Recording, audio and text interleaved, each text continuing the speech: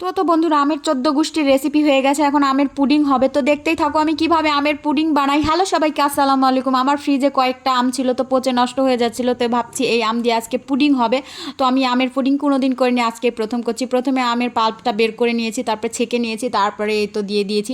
তারপরে চিনি দিয়ে দিলাম পরিমাণ মতো, কারণ আমার প্রতিবারই চিনি কম হয়ে যায়। আজকে একদম জম্মের দেওয়া দিব, যেন একদম অনেক মিষ্টি হয়।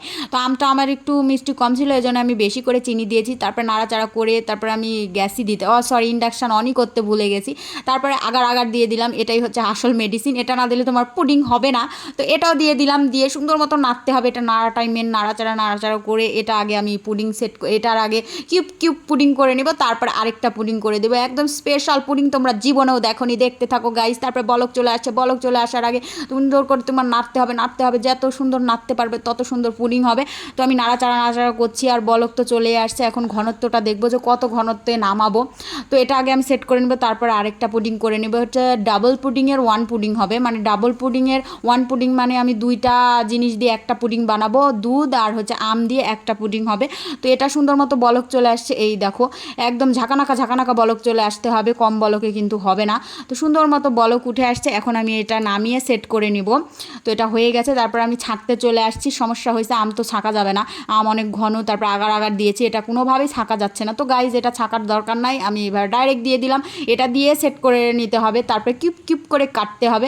এই তো আমি দিয়ে দিলাম, তারপরে চেঁচে মুছে দিয়ে দিয়েছি ক্যামেরার পিছনে, ওটা তোমাদের দেখাইনি, অতটুকু লেগে আছে কড়াইয়ে। তো যাই হোক, তারপর দিয়ে এটা হচ্ছে যে সেট করতে আমি রেখে দিয়েছি। তারপরে এবার আসল জিনিস নিয়ে আসছি, দুধের মধ্যে আগার আগার দিয়ে দিলাম, একদম আমার শেষ আগার আগার।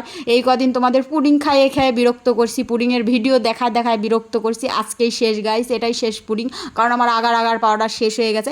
তারপরে দুধটা সুন্দর মতো নেড়ে চেড়ে ঘন করে নিব, তারপর ওই হচ্ছে আমের পুডিংয়ের মধ্যে দিয়ে দিব। তার আগে আমের পুডিংটা কিপ কিপ করে কেটে নিব, তারপরে এটা দিয়ে দিব। এটা হতে থাক, তোমাদের আমি দেখাচ্ছি টুস করে আমের পুডিং কিভাবে কাটবা, তোমরা জানো, তারপর আমি বলে দিচ্ছি।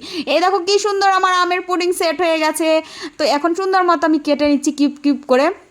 এই দেখো আজকে আমি কাটছি, অনেক সুন্দর হয়েছে আজকের কাটা, যে কী পরিমাণ ফাইন হয়েছে দর্শক, কি বলবো। তো এই দেখো সুন্দর মতো আমি কেটে নিচ্ছি।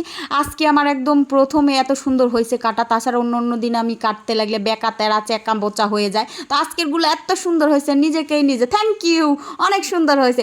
তারপর একটু ঝাঁকানাকা করে ঘলিয়ে নিলাম, তারপরে যেখানে পুডিং সেট করবে সেখানে একটু ঢেলে নিলাম।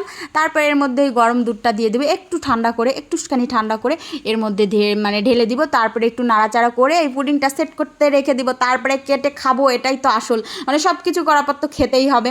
তো এই দেখো আমি একটু নেড়ে দিলাম, তারপরে এটা সেট করতে রেখে দিব। তারপরে আসল কাজ, একদম ফাইনাল টফি নেওয়া কাজ, যেটা এটা উল্টাতে হবে, কারণ আমি প্রতিবার উল্টাতে লাগে ভেঙে যায়। তবে আমার আগারটা কম হয়ে গেছিলো এই দুধের পুডিংয়ে, এই জন্যে সেট ভালো হয়নি।